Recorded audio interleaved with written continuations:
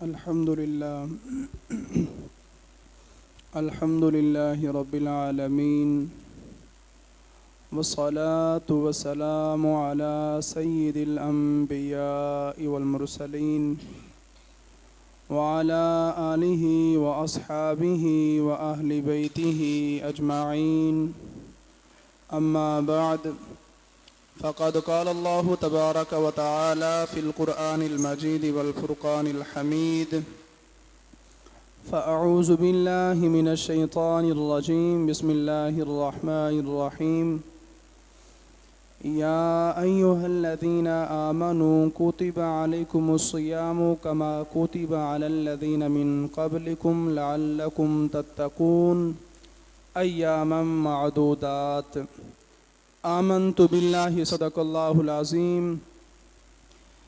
عن نبي هريرة أن رسول الله صلى الله تعالى عليه وبارك وسلم قال: من قام في رمضان إيمانا واحتسابا غفر له ما تقدم من ذنبه، أو كما قال النبي صلى الله تعالى عليه وبارك وسلم. وفي مقام آخر: من صام في رمضان إيمانا واحتسابا غفر له ما تقدم من ذنبه، أو كما قال النبي صلى الله تعالى عليه وبارك وسلم. آمنت بالله صدق الله العظيم وصدق رسوله النبي الكريم الأمين، ونحن على ذلك لمن الشاهدين والشاكرين، والحمد لله رب العالمين. رب اشرح لي صدري ويسر لي أمري واحلل عقدة من لساني يفقه قولي. مولاي صل وسلم دائما أبدا على حبيبك خير الخلق كلهم، منزه عن شريك في محاسنه، فجوهر الحسن فيه غير منقسم. مولاي صل وسلم دائما أبدا على حبيبك خير الخلق كلهم. جاءت لدعوته الأشجار ساجدة، تمشي إليه على ساق بلا قدم. مولاي صل وسلم دائما أبدا على حبيبك خير الخلق كلهم. محمد ذكره روح لأنفسنا، محمد شكره فرض على الأمم. محمد أشرف الأعراب والعجم، محمد خير من يمشي على قدم. يا صاحب الجمال ويا سيد البشر، من وجهك المنير لقد نبر القمر. لا يمكن الثناء كما كان حقه، بعد از خدا بزرگ توئی قصہ مختصر. نہایت ہی واجب الاحترام معزز بزرگوں، محترم بھائیوں، اللہ رب العزت کا بے پناہ احسان، اس کا فضل عظیم کہ اس نے ہماری بخشش کے لیے ہمیں ایک اور موقع عطا فرمایا، اور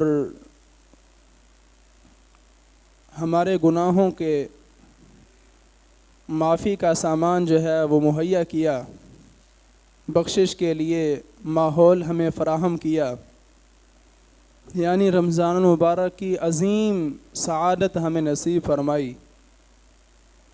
اللہ رب العزت کی بارگاہ میں دعا ہے کہ اللہ تبارک و تعالی اس ماہ مقدس کا مکمل طور پر صحیح انداز میں ادب و احترام کرنے کی توفیق عطا فرمائے، اور اس ماہ مقدس کے سارے روزے پابندی کے ساتھ شرع کے مطابق رکھنے کی توفیق عطا فرمائے. آپ نے پچھلے جمعہ سماعت کیا، رمضان مبارک سے ایک پہلے جو جمعہ تھا اس میں رمضان مبارک کی اہمیت اور روزے کے فرضیت کے متعلق گفتگو ہوئی کہ اللہ رب العزت نے قرآن پاک میں ارشاد فرمایا ہے: یا ایھا الذین آمنوا کتب علیکم الصیام کما کتب علی الذین من قبلکم لعلکم تتقون، کہ اے ایمان والو، روزے تم پر فرض کر دیے گئے ہیں جس طرح کہ تم سے پہلے والے لوگوں پر روزے فرض تھے، اور روزے فرض کرنے کا مقصد کیا ہے؟ لعلکم تتقون، تاکہ تمہیں تقوی نصیب ہو، تمہیں پرہیزگاری حاصل ہو، تمہیں خشیت الہی نصیب ہو، خوف خدا تمہارے دلوں میں آئے، جہنم کے عذاب کے ڈر کی وجہ سے تم پر رقت طاری ہو، یہ ساری عظیم دولتیں تمہیں نصیب ہوں، اس وجہ سے تمہیں جو ہے وہ روزوں کا مہینہ عطا کیا ہے، رمضان مبارک عطا کیا ہے۔ اس وجہ سے کہ انسان دو چیزوں کی وجہ سے زیادہ گناہ کی طرف مائل ہوتا ہے، گناہ میں جو ہے وہ ملوث ہو جاتا ہے، گناہوں کا شکار ہو جاتا ہے۔ پہلی چیز کیا ہے؟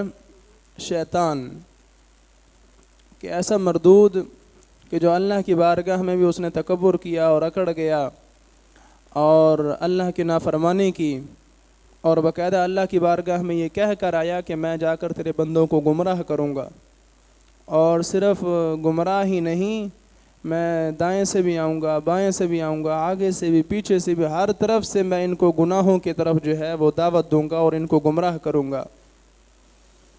تو یہ اپنی پوری کوشش کر رہا ہے، مسلمانوں کو، لوگوں کو جو ہے وہ گمراہ کر رہا ہے، گناہوں کی طرف جو ہے ان کو مائل کر رہا ہے، گناہوں کے جو اسباب ہیں، جو گناہ ہیں، ان کو مزید مزین کر کر کے دکھا رہا ہے۔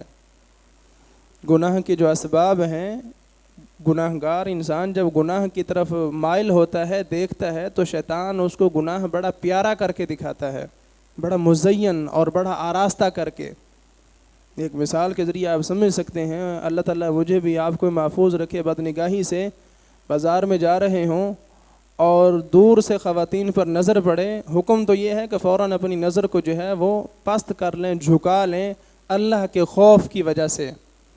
اور اگر آپ یہ چھوٹا سا عمل کر لیتے ہیں، اس کا اتنا عظیم اجر ہے کہ اللہ رب العزت اس بندے کے دل میں عبادت کا ذوق اور شوق پیدا کر دیتا ہے، اس کو پھر عبادت کرنے کے بعد لذت محسوس ہوتی ہے۔ جس طرح گناہ کی ایک لذت ہوتی ہے، عبادت کی بھی ایک لذت ہے، اس بندے کو جو ہے وہ عبادت کی لذت پھر محسوس ہوتی ہے۔ گناہ گار گناہ کیوں کرتے ہیں؟ کیونکہ اس میں ان کو لذت محسوس ہوتی ہے، اس وجہ سے وہ گناہ کرتے ہیں۔ تو اگر کسی غیر عورت پر جو ہے وہ نظر پڑ جائے تو فوراً نظر جھکا لینی چاہیے، لیکن اس وقت شیطان اس عورت کو ایسا خوبصورت ترین اور مزین کر کے دکھائے گا کہ اس وقت نگاہوں کو جھکانا یہ واقعہ ہی بہت بڑا کام ہوتا ہے۔ چاہے وہ جب قریب آئے پتہ چلے یہ تو میری اپنی بیوی تھی، پھر وہ حسن اور وہ تزئین و آرائش جو ہے وہ ختم ہو جائے گی، کیونکہ اب تو وہ حلال محسوس ہو رہی ہے اور حلال ہو چکی ہے۔ تو شیطان کا کام ہے کہ حرام چیزوں کو مزین کر کے بندوں کے سامنے پیش کرنا، کہ اس میں بڑی لذت ہے، اس میں بڑی جناب حسن ہے، بڑی جناب چال ڈھال ہے، بہت خوبصورت ہے، فلاں ہے۔ ہر گناہ کے کام کو اس نے اچھا بنا کر جو ہے وہ لوگوں کے سامنے پیش کرنا ہے۔ لیکن یہ وہ ماہ مقدس ہے کہ جس میں مسلمانوں کو، انسانوں کو جو ہے اس شیطان مردود سے بھی جو ہے وہ خلاصی حاصل ہو جاتی ہے۔ حدیث پاک میں ہے، حضرت ابو ہریرہ رضی اللہ تعالیٰ عنہ سے روایت ہے، بخاری شریف کی حدیث پاک ہے، فرمایا کہ جس کا مفہوم ہے کہ رمضان المبارک کا مہینہ جیسے ہی آتا ہے تو جنت کے دروازے جو ہیں وہ کھول دیے جاتے ہیں، آسمان کے دروازے کھول دیے جاتے ہیں، جہنم کے دروازے جو ہیں وہ بند کر دیے جاتے ہیں، شیاطین کو فرمایا کہ ان کو بیڑیوں میں جکڑ دیا جاتا ہے۔ تو ایک دشمن جو ہے وہ اس ماہ مقدس کے صدقہ وہ قید میں چلا جاتا ہے اور وہ خود مصیبت کا شکار ہو جاتا ہے، اور وہ ہم تک اپنی وار جو ہے وہ صحیح انداز سے نہیں کر سکتا۔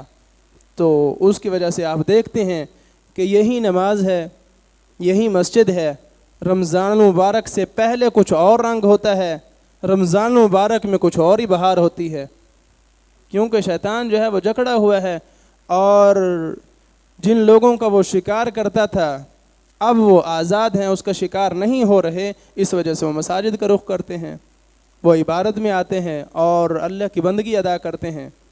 تو پہلا دشمن شیطان، اس سے انسان کو رمضان المبارک میں جو ہے وہ خلاصی حاصل ہو جاتی ہے اور شیطان جکڑ دیا جاتا ہے۔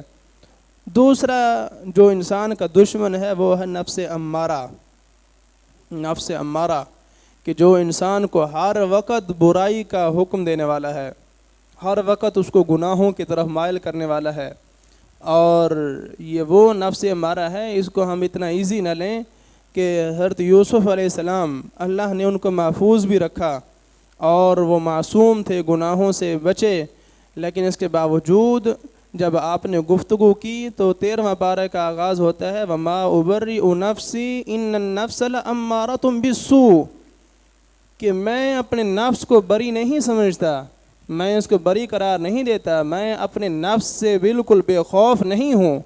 کیوں؟ ان النفس لامارۃ بالسوء، اس وجہ سے کہ نفس جو ہے یہ تو برائی کی طرف بار بار حکم دینے والا ہے۔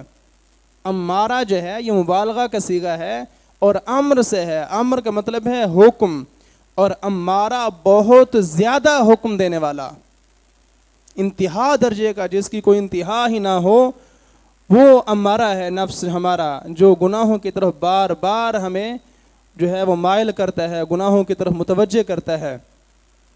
اور گناہوں کے راہی جو ہیں پھر ایک گناہ کرتے ہیں، پھر مزید اگلی سیڑھی پر چلتے چلتے گناہوں سے وہ تھکتے ہی نہیں ہیں، سیراب ہی نہیں ہوتے۔ پھر جب سیراب ہوتے ہیں اس وقت گزر چکا ہوتا ہے، اس وقت ٹائم جو ہے وہ پورا ہو چکا ہوتا ہے۔ آپ کسی مرتے ہوئے آدمی سے جو ہے وہ پوچھیں کہ یار گناہوں کی زندگی اور نیکی کی زندگی میں کیا فرق ہے، وہ بتائے گا کہ گناہوں کی زندگی جو ہے یہ کتنی مزین ہے، کتنی آراستہ ہے، لیکن اس کا نقصان ہی نقصان ہے۔ نیکی کی جو زندگی ہے یہ بظاہر تھوڑی مشکل لگتی ہے، اور وہ حدیث پاک میرے ذہن میں آ رہی ہے کہ فرمایا کہ جو جنت کا راستہ ہے اس کو کانٹوں سے، مشکلات سے جو ہے وہ ڈھانپ دیا گیا ہے۔ جنت اتنی آسان نہیں ہے، مشکلات برداشت کرنا پڑتی ہیں، اور مصیبتوں سے جو ہے وہ ٹکرانا پڑتا ہے، اور صبر کرنا پڑتا ہے، بہت ساری چیزیں برداشت کرنی پڑتی ہیں، پھر جا کر انسان کو جو ہے وہ جنت نصیب ہوتی ہے۔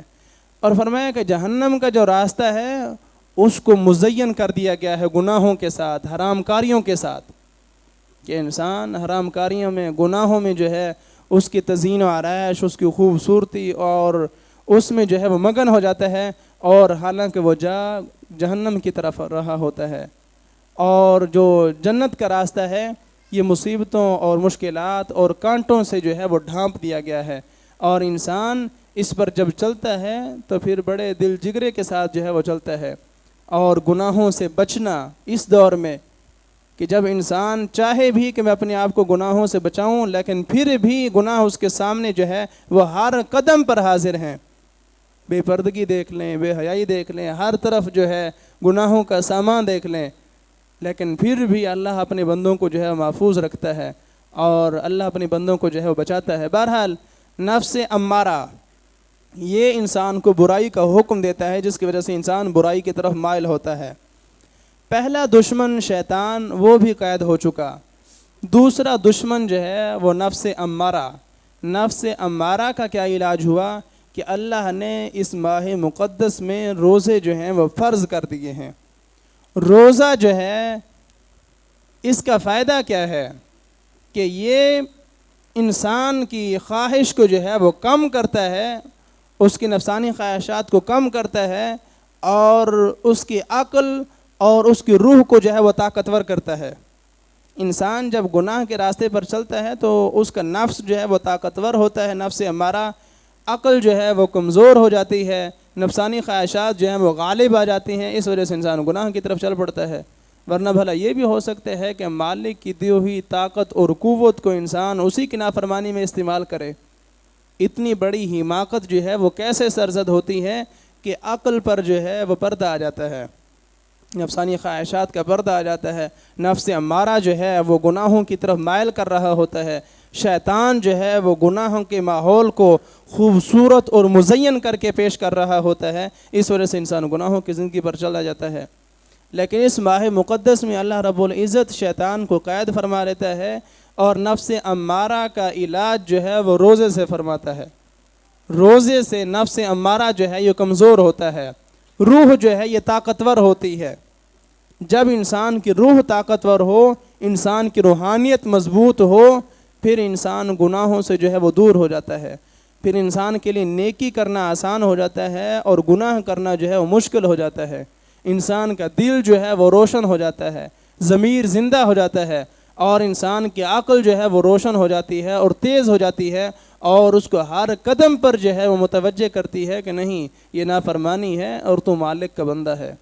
مالک کی نافرمانی کرنا یہ تیرے شایان شان نہیں ہے, تو اللہ کا نائب بن کر اس زمین میں آیا ہے, لیکن اگر تو ہی اس کی نافرمانی کرے گا تو پھر یہ تیری شایان شان نہیں ہے. تیرا تو یہ فریضہ ہے کہ تو دوسروں کو بھی گناہوں سے روکے, تو دوسروں کو بھی نیکی کا حکم دے, اور اگر تو خود ہی نیکی نہیں کرے گا, دوسروں کو بھی گناہوں سے نہیں روکے گا, تو پھر یہ تیرے شایان شان نہیں ہے. تو روزہ جو ہے یہ نفس امارہ کو کمزور کرتا ہے, جس کی وجہ سے انسان کے اندر نفسانی خواہشات جو ہیں وہ کم ہو جاتی ہیں, اور انسان جو ہے وہ گناہوں سے بچ جاتا ہے. یعنی جیسا کہ گناہ کے اسباب جو ہیں وہ سارے تیار ہیں, اور ہر طرف جو ہے وہ گناہوں کے اسباب موجود ہیں.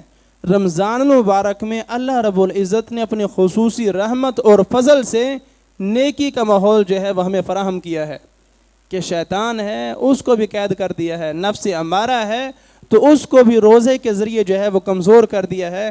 اور بندہ پھر آپ سوچ سکتے ہیں کہ جو رات کو عشاء کی نماز 17 رکعتیں نہیں پڑھتے, وہ 17 رکعتیں بھی پڑھتے ہیں, ساتھ 20 تراویح بھی پڑھتے ہیں, اور سپارہ سوا سپارہ 1.5 سپارہ کھڑے ہو کر سنتے بھی ہیں.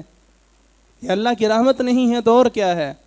اور وہ انسان کے جو دن کو حلال حرام کی تمیز کیے بغیر ہر چیز کھا پی جاتے ہیں, اب جو ہیں وہ رمضان المبارک میں صبح سحری سے کھاتے ہیں اور شام تک جو ہے وہ انتظار کرتے ہیں, اور اللہ کی رحمت میں جو ہے وہ موجود ہوتے ہیں.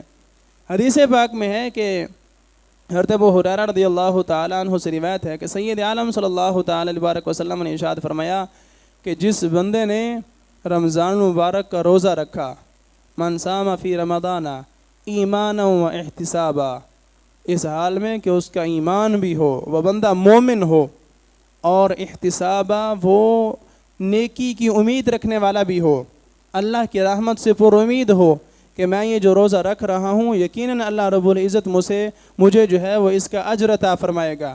فرمایا کہ جو اس یقین اور اس عقیدے کے ساتھ روزہ رکھتا ہے, غفر لہ ما تقدم من ذنبی, رمضان مبارک میں اللہ کی رحمت اتنی جوش میں ہوتی ہے کہ اس کے اگلے پچھلے سارے گناہوں کو معاف فرما دیتا ہے. ما تقدم من ذنبی, جتنے بھی پہلے گناہ ہو چکے ہیں اللہ سارے معاف فرما دیتا ہے. اور پھر یہ تو ہوگی روزے کی فضیلت.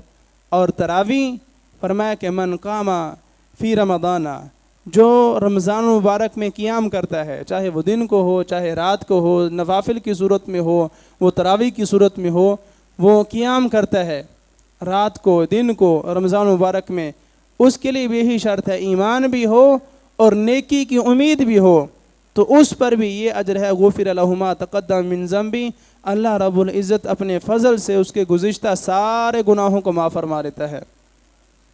تو آپ سمجھ سکتے ہیں کہ اللہ نے معافی کے لیے کتنے اسباب جو ہیں وہ ہمیں عطا فرما رکھے ہیں, کہ آپ رات کو تراویح پڑھیں پھر بھی بخشش کا اعلان ہے, آپ دن کو روزہ رکھیں پھر بھی بخشش کا اعلان ہے.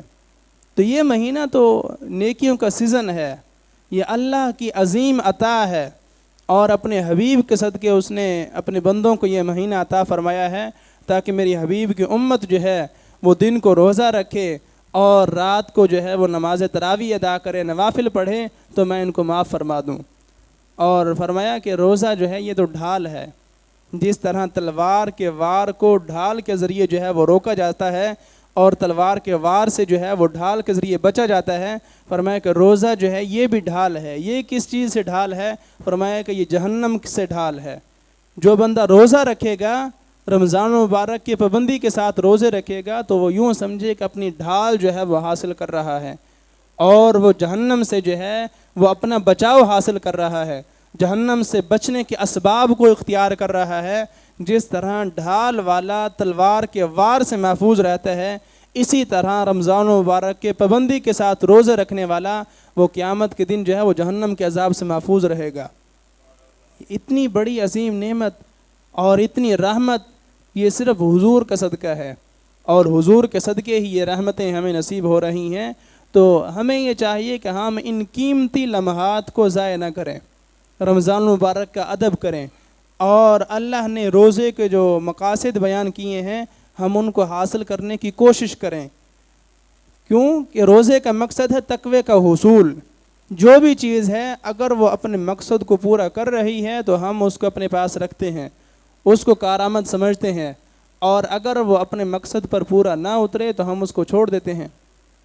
یہ پنکھا ہے, یہ چل رہا ہے, ہوا دے رہا ہے, تو یہ یہاں پر موجود ہے, اور اگر یہ ہوا دینا چھوڑ دے, خراب ہو جائے, جل جائے, بند ہو جائے, تو اب یہ اپنا مقصد جو ہے وہ پورا نہیں کر سکتا. تو آپ سمجھ سکتے ہیں کہ یہ پنکھا خراب بھی ہو, ہوا بھی نہ دے, پھر بھی یہ سارا سال یہاں پر لگا رہے, نہیں ہوگا. ہم اس کو اتار دیں گے کہ نہیں, کیونکہ یہ اپنا مقصد جو ہے وہ پورا نہیں کر رہا. تو بے مقصد چیز جو ہے وہ یوں سمجھیں بے فائدہ ہے, وہ بے فائدہ ہے, پھر اس کا کوئی فائدہ نہیں ہے. تو اس مثال پر ہم اپنے روزوں کو قیاس کریں کہ روزے کا مقصد جو ہے وہ تقوی کا حصول ہے. اگر ہم صرف صبح سے لے کر شام تک بھوکے پیاسے رہتے ہیں اور تقوی کو حاصل کرنے کی کوشش نہیں کرتے, گناہوں سے نہیں بچتے, اور نیکی کی کثرت جو ہے وہ نہیں کرتے, تو پھر یہ روزہ تو ہے لیکن اس کا مقصد جو ہے وہ حاصل نہیں ہو رہا. پھر یوں سمجھیں کہ یہ پنکھا تو ہے لیکن یہ جلا ہوا ہے, یہ ہوا نہیں دے رہا. یہ بلب تو ہے لیکن جلا ہوا ہے, خراب ہے, یہ روشنی فراہم نہیں کر رہا. تو آپ سمجھ سکتے ہیں کہ جو چیز اپنا مقصد جو ہے وہ پورا کرنا چھوڑ دیں, پھر اس کو بھی چھوڑ دیا جاتا ہے, پھر اس کو چھوڑ دیا جاتا ہے. تلوار ہے, اس کا مقصد ہے کہ وہ کاٹے, لیکن جب اس کی دھار جو ہے وہ ماند پڑ جاتی ہے اور یہ کاٹنا بند کر دیتی ہے, تو پھر اس کا علاج کیا ہوتا ہے, اس کو جہنم میں جو ہے وہ جلایا جاتا ہے, ایندھن میں, آگ میں جو ہے اس کو جلایا جاتا ہے, اور پھر اس کو جو ہے وہ مار دی جاتی ہے, پھر اس کا منہ تیز کیا جاتا ہے, پھر جب وہ اپنے مقصد پورا کرنے کے قابل ہوتی ہے پھر وہ کارآمد ہو جاتی ہے. تو اسی طرح اگر ہم اپنی زندگی کے مقصد کو جو ہے وہ حاصل نہیں کرتے, ہماری زندگی کا مقصد کیا ہے, وَمَا خَلَقْتُ الْجِنَّ وَالْإِنسَ إِلَّا لِيَعْبُدُونَ, ہماری تخلیق کا مقصد ہی یہ ہے کہ ہم اللہ کی عبادت کریں. روزے جو ہم پر فرض ہیں ان کا مقصد یہ ہے کہ ہم تقوی کو حاصل کریں. اگر ہم ان کو حاصل نہیں کر رہے تو پھر جس طرح تلوار اپنا مقصد پورا کرنا چھوڑ دے تو اس کو آگ میں جلا کر جو ہے وہ مارا جاتا ہے تاکہ اس کی دھار جو ہے وہ پھر تیز ہو, تو سمجھ سکتے ہیں کہ ہمیں بھی پھر جہنم میں ڈالا جائے گا, وہاں پر سزاؤں کو بھی برداشت کرنا پڑے گا, کیونکہ ہم نے اپنا مقصد پورا کرنا چھوڑ دیا ہے. تو ہر چیز کا ایک مقصد ہے, اللہ نے کوئی بھی چیز بے مقصد پیدا نہیں کی, کوئی بھی چیز جو ہے وہ بے فائدہ نہیں ہے, رائے گاہ نہیں ہے. اللہ نے ہر چیز کو فائدہ مند بنایا ہے, اور ہر چیز کا کوئی نہ کوئی فائدہ ہے, کوئی نہ کوئی مقصد ہے. تو روزے ہم پر فرض کیے ہیں تاکہ ہمیں تقوی کا حصول ہو. ہم جو ہے وہ سارا دن بھوکے پیاسے رہیں تو غریب لوگوں کی طرف جو ہے وہ ہمارا دل مائل ہو, ان کے حالات زندگی سے ہم واقف ہوں, ہمیں معلوم ہو کہ ہم بھوکے پیاسے رہتے ہیں تو اس کی کتنی شدت ہے, پیاس کی کتنی شدت ہے, بھوک کی کتنی تکلیف ہے. تو بھوکے اور پیاسے غریب لوگوں کے دلوں بارے میں ہمارے دل میں جو ہے وہ نرم گوشہ پیدا ہو, ہم ان پر خرچ کریں, اور شام کو جب افطاری کریں تو ہم یہ بھی سوچیں کہ کیا غریب لوگوں کے گھروں میں بھی افطاری کا سماں ہے یا نہیں ہے. تقوی جب تک نہیں ہے تو پھر روزے کا مزہ نہیں ہے. تقوی حاصل ہونا چاہیے, اللہ کی مخلوق کے ساتھ محبت ہونی چاہیے, ان کی خیر خواہی ہونی چاہیے, اور ان کی خدمت ہونی چاہیے, پھر جا کر انسان کو تقوی نصیب ہوتا ہے. انسان ہر چھوٹے بڑے گناہ سے بچے اور ہر چھوٹی سے چھوٹی نیکی کو اختیار کرے. نیکی کوئی بھی چھوٹی نہیں ہے, محنت کے اعتبار سے نیکی کو چھوٹا کہا جاتا ہے کہ جس پر تھوڑی محنت ہے وہ چھوٹی نیکی اس کو کہہ دیا جاتا ہے, لیکن نیکی بہت بڑی ہوتی ہے. نیکی کو جو ہے وہ اپنائیں, نیکی کو فروغ دیں, گناہوں سے خود بھی بچیں اور دوسروں کو بھی بچنے کی تلقین کریں. رمضان مبارک کے سارے روزے رکھیں, یہ زیادہ نہیں ہیں, یہ زیادہ نہیں ہے. ہم سمجھتے ہیں کہ ایک مہینہ ہے. اب آپ سمجھ سکتے ہیں کہ ابھی تھوڑے دن پہلے ہی رمضان مبارک کا چاند نظر آیا ہے اور چوتھا روزہ جو ہے وہ گزر رہا ہے. ایام معدودات, اللہ نے خود ہی فرما دیا ہے کہ یہ روزے زیادہ نہیں ہیں, یہ تو بالکل گنتی کے دن ہیں, یہ تو گنتی کے چند دن ہیں. جو خوش نصیب ان کی قدر کر لے گا اور اس کا ادب احترام کرے گا, رمضان مبارک کے سارے روزے رکھے گا, وہ خود ہی اپنا فائدہ کر رہا ہے. اور جو ان کو ضائع کرے گا انہوں نے تو ویسے بھی گزر ہی جانا ہے. جو روزے رکھ رہے ہیں رمضان مبارک کا مہینہ ان کے لیے بھی گزر رہا ہے. وہ یہ نہ سمجھیں کہ جو نہیں رکھ رہے رمضان مبارک کا مہینہ ان کے لیے بھی گزر رہا ہے. وہ یہ نہ سمجھیں کہ ہم روزے نہیں رکھتے جناب رمضان مبارک کا مہینہ جو ہے وہ رکا رہے گا, گزرے گا نہیں, ہرگز نہیں. جو روزہ رکھے گا ان کے لیے بھی رمضان شریف جا رہا ہے, اور جو روزے چھوڑیں گے رمضان مبارک کا مہینہ ان کے لیے بھی جا رہا ہے. لیکن خوش نصیب ہیں وہ لوگ جو اس ماہ مقدس کو اپنے لیے جو ہے وہ سرمایہ سمجھتے ہیں, غنیمت سمجھتے ہیں, اور اس میں اپنی بخشش کو حاصل کرنے کی پوری کوشش کرتے ہیں. آپ کے ذہن میں وہ حدیث مبارک ہونی چاہیے کہ حضور ممبر پر جلوہ افروز ہو رہے تھے اور 3 دفعہ حضور نے آمین فرمائی. ان میں سے میں صرف ایک بتاتا ہوں کہ جبرائیل امین حضور کی بارگاہ میں حاضر ہوئے اور عرض کی, اللہ کی بارگاہ میں دعا کی کہ اے اللہ, جس کی زندگی میں ماہ رمضان المبارک کا مہینہ جو ہے وہ آئے اور پھر بھی وہ اپنی بخشش نہ کروا سکے, وہ رمضان المبارک کے روزے ہی نہ رکھے, اس کا ادب و احترام ہی نہ کرے, اس کی قدر ہی نہ کرے, تو رمضان کا مہینہ گزر جائے اور پھر بھی وہ اپنی بخشش نہ کروا سکے, فرمایا کہ اس کے لیے بھی ہلاکت ہے. پھر اس پر مزید اللہ کے حبیب نے جو ہے وہ آمین فرمائی ہے. تو ہر رمضان مبارک کا مہینہ جو ہے اس کو ہم آخری سمجھیں, یہ ہماری خوش نصیبی ہے, یا اللہ کی عطا ہے, اس کا فضل ہے کہ ہمیں رمضان مبارک کا مہینہ جو ہے وہ دوبارہ نصیب ہوا ہے. خدا را ہم اس مہینے کی قدر کریں.